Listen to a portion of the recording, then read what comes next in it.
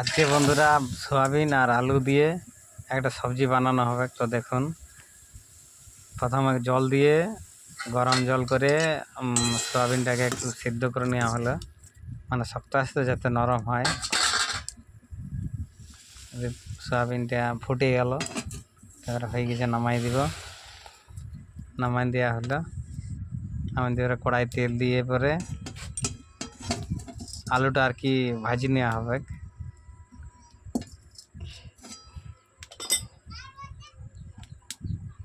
তেল গরম হয়ে গেছে,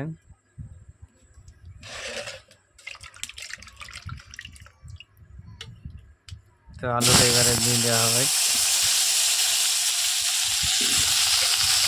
2-3টে মতন আলু আর এই 50 গ্রামের মতো সয়াবিন, এগুলো দিয়ে রান্না হচ্ছে।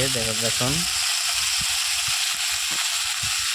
তো আলুটাতে এবার একটু নুন আর হলুদ দিয়ে ভালো করে ভেজে নেব।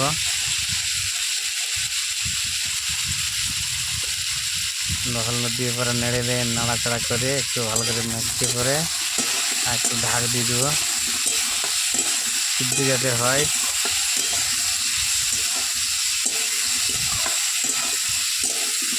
ভালো করে নাড়াচাড়া এদিকে ওদিকে নাড়িয়ে চাড়িয়ে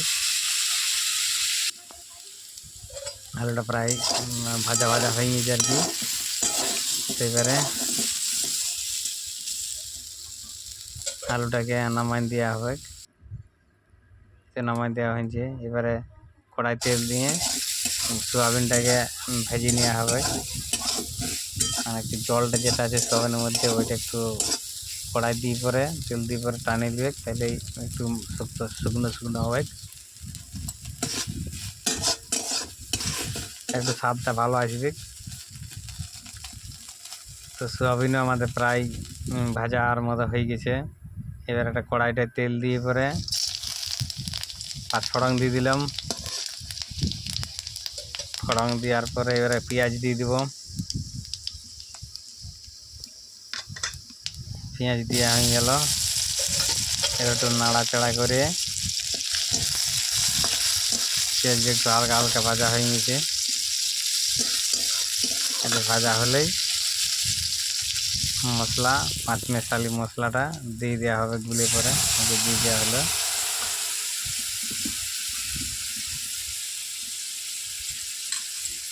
একটু ভালো করে নাড়াচাড়া করে পেঁয়াজ সিদ্ধ হয়ে গেলে, গলে গেলেই আলুটা দিয়ে দিব।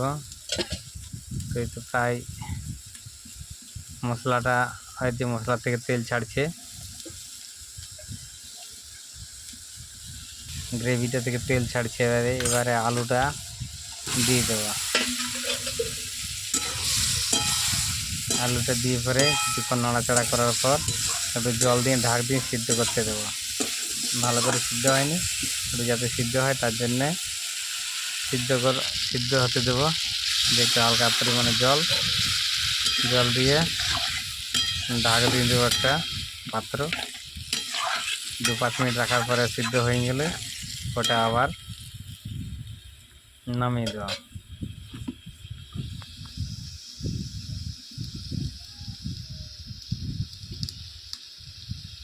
ভিতরে ফুটতে শুরু নিয়েছে। এবারে একটা পাত্র ঢাকা দিয়ে দিলাম। ঢাকা দিয়ে 5 মিনিটের মতো রাখা হবে, তাই সিদ্ধ হয়ে গেছে। এবারে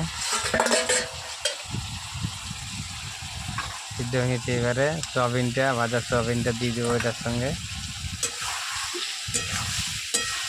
একটু নেড়ে চেড়ে ভালো করে মিশিয়ে মশলার সঙ্গে ভালো করে কষিয়ে একটু প্রায় এই যে সিদ্ধ হয়ে গেছে, আর একটুখানি সিদ্ধ হতে দেবো। আর 2-5 মিনিট রাখার পর নামিয়ে দেবো। এই যে প্রায় আমাদের রেডি হওয়ার মতোই হয়ে গেছে আর কি।